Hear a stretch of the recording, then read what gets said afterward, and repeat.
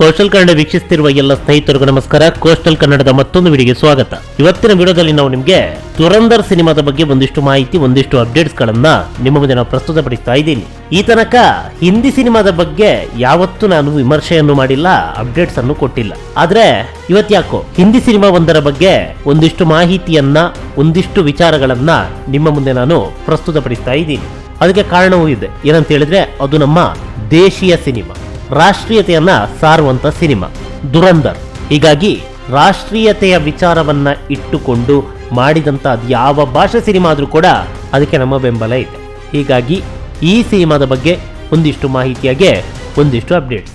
ಪ್ರಸ್ತುತ ಈ ಸಿನಿಮಾ ಇಡೀ ಚಿತ್ರರಂಗದಲ್ಲೇ ಸಿಕ್ಕಾಪಟ್ಟೆ ಸದ್ದು ಮಾಡ್ತಾ ಇದೆ. ಕೇವಲ ಭಾರತೀಯ ಚಿತ್ರರಂಗ ಮಾತ್ರವಲ್ಲ, ಪ್ರಪಂಚದ ಚಿತ್ರರಂಗದಲ್ಲೇ ಸಿಕ್ಕಾಪಟ್ಟೆ ಹೈಪ್ ಕ್ರಿಯೇಟ್ ಮಾಡ್ತಾ ಇದೆ. ಈ ಸಿನಿಮಾ ಡಿಸೆಂಬರ್ 5, 2025 ತೆರೆಗೆ ಅಪ್ಪಳಿಸಿತ್ತು. ಆರಂಭದಲ್ಲಿ ಸಾಮಾನ್ಯರಂತೆ ಸಾಮಾನ್ಯವಾಗಿ ಬಂದಂತ ಸಿನಿಮಾ ಇದು. ಸೌಂಡ್ ಏನಿರಲಿಲ್ಲ. ಉತ್ತರ ಭಾರತದಲ್ಲಿತ್ತು ಅಥವಾ ಹಿಂದಿ ಸಿನಿಮಾವನ್ನ ಯಾರು ಫಾಲೋ ಮಾಡ್ತಾರೋ ಅವರಿಗೆ ಗೊತ್ತಿರ್ಬೋದಷ್ಟೇ. ನಾನು ಈ ಸಿನಿಮಾದ ಹೆಸರನ್ನೇ ಕೇಳಿರಲಿಲ್ಲ. ಇರ್ಲಿ, ಈ ವಿಚಾರವನ್ನ ಪಕ್ಕ ಕೇಳೋಣ. ಪ್ಯಾನ್ ಇಂಡಿಯಾ ಸಿನಿಮಾ ಅಲ್ಲ, ಕೇವಲ ಹಿಂದಿ ಭಾಷೆಯಲ್ಲಷ್ಟೇ ತೆರೆಗಪ್ಪಳಿಸಿದಂತ ಸಿನಿಮಾ. ಕೇವಲ ಉತ್ತರ ಭಾರತ ಮಾತ್ರವಲ್ಲ, ಈ ಸಿನಿಮಾ ರಿಲೀಸ್ ಆದ ಎಲ್ಲಾ ಕಡೆಗಳಲ್ಲೂ ಕೂಡ ಭರ್ಜರಿಯಾದಂಥ ಪ್ರದರ್ಶನವನ್ನ ಕಾಣ್ತಾ ಇದೆ.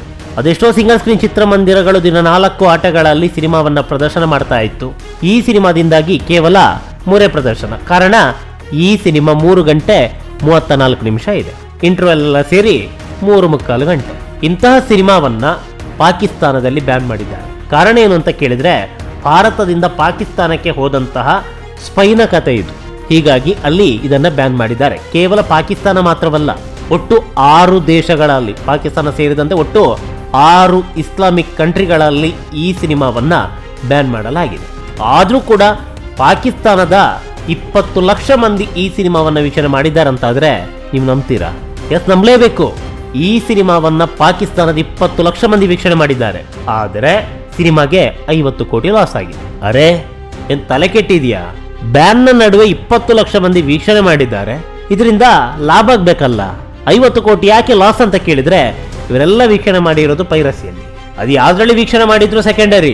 ಈ ಸಿನಿಮಾದ ಬಗ್ಗೆ ಕ್ರೇಜ್ ಇದ್ದರಿಂದಾಗಿ ತಾನೇ ಅವರು ವೀಕ್ಷಣೆ ಮಾಡಿದ್ದು. ಅಲ್ಲಿ ಒಂದು ವೇಳೆ ಈ ಸಿನಿಮಾ ರಿಲೀಸ್ ಆಗ್ತಾ ಇದ್ರೆ 50 ಕೋಟಿ ಕಲೆಕ್ಷನ್ ಆಗ್ತಾ ಇತ್ತು. ಅಲ್ಲಿ ರಿಲೀಸ್ ಆಗಿಲ್ಲ. ಹೀಗಾಗಿ 20 ಲಕ್ಷ ಮಂದಿ ಈ ಸಿನಿಮಾದ ಪೈರಸಿಯನ್ನ ಡೌನ್ಲೋಡ್ ಮಾಡಿ ಕೇವಲ 2 ವಾರದಲ್ಲಿ ವೀಕ್ಷಣೆ ಮಾಡಿದ್ದಾರೆ. ಈ 20 ಲಕ್ಷ ಡೌನ್ಲೋಡಿಂಗ್ ಏನಿದೆ, ಈ ಅಂಕಿಅಂಶ ಕೇವಲ 2 ವಾರದ್ದು. ಆ ಬಳಿಕ ಎಷ್ಟಾಯ್ತೋ ಗೊತ್ತಿಲ್ಲ. 20 ಲಕ್ಷ ಡೌನ್ಲೋಡ್ ನ ಮೊತ್ತವನ್ನ ನಾವು ಗಮನಿಸಿದ್ರೆ ಬರೋಬ್ಬರಿ 50 ಕೋಟಿ. ಇದು ನಷ್ಟ ಅಲ್ಲ. ಒಂದು ವೇಳೆ ಪಾಕಿಸ್ತಾನದಲ್ಲಿ ಈ ಸಿನಿಮಾ ರಿಲೀಸ್ ಆಗ್ತಾ ಇದ್ರೆ 50 ಕೋಟಿ ಎಕ್ಸ್ಟ್ರಾ ಬರ್ತಾ ಇತ್ತು. ಅದು ಬಂದಿಲ್ಲ ಅಷ್ಟೇ. ಹೀಗಾಗಿ ಈ ಪೈರಸಿಯಿಂದಾಗಿ 50 ಕೋಟಿ ತಪ್ಪಿ ಹೋಯಿತು. ಹಾಗೆ ನೋಡಿದ್ರೆ ಪಾಕಿಸ್ತಾನದಲ್ಲಿ ಬಾಲಿವುಡ್ ಸಿನಿಮಾಗಳಿಗೆ ಬಹುದೊಡ್ಡ ಮಾರ್ಕೆಟ್ ಇದೆ. ಅವರ ಸಿನಿಮಾಗಳಿಗಿಂತ ಹೆಚ್ಚಾಗಿ ನಮ್ಮ ಹಿಂದಿ ಸಿನಿಮಾಗಳನ್ನ ಅಲ್ಲಿನ ಪ್ರೇಕ್ಷಕರು ವೀಕ್ಷಣೆ ಮಾಡಿ ಮೆಚ್ಚುಗೆಯನ್ನು ವ್ಯಕ್ತಪಡಿಸ್ತಾರೆ.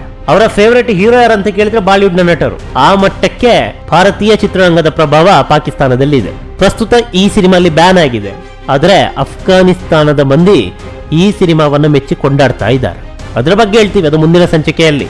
ಈ ಸಂಚಿಕೆಯಲ್ಲಿ ಈ ಸಿನಿಮಾ ಪಾಕಿಸ್ತಾನದಲ್ಲಿ ಬ್ಯಾನ್ ಆದ್ರೂ ಕೂಡ ಈ ಸಿನಿಮಾವನ್ನ ಕೇವಲ 2 ವಾರಕ್ಕೆ 20 ಲಕ್ಷ ಮಂದಿ ವೀಕ್ಷಣೆ ಮಾಡಿದ್ದಾರೆ. 20 ಲಕ್ಷ ಮಂದಿ ಡೌನ್ಲೋಡ್ ಮಾಡಿರೋದು. ವೀಕ್ಷಣೆ ಇನ್ನೆಷ್ಟು ಮಂದಿ ಮಾಡಿದಾರೋ ಗೊತ್ತಿಲ್ಲ.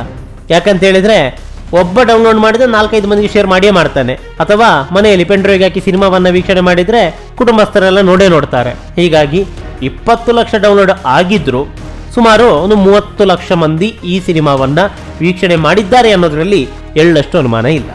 ಅದೇನೇ ಇರಲಿ, ರಾಷ್ಟ್ರೀಯತೆ ಸಿನಿಮಾ ನಾನಂತೂ ನೋಡಿಲ್ಲ. ಯಾಕಂದ್ರೆ ನನಗೆ ಭಾಷೆ ಅರ್ಥ ಆಗಲ್ಲ. ಸುಮ್ಮನೆ ಚಿತ್ರ ನೋಡ್ಲಿಕ್ಕೆ ಚಿತ್ರಮಂದಿರಕ್ಕೆ ಹೋಗ್ಬೇಕಷ್ಟೇ. ಅರ್ಥ ಆಗದಿದ್ರೆ ಹೋಗಿ ಏನು ಪ್ರಯೋಜನ? ಕನ್ನಡಕ್ಕೆ ಡಬ್ಬಿಂಗ್ ಆದ್ಮೇಲೆ ನೋಡ್ತೀನಿ. ನಮಸ್ಕಾರ.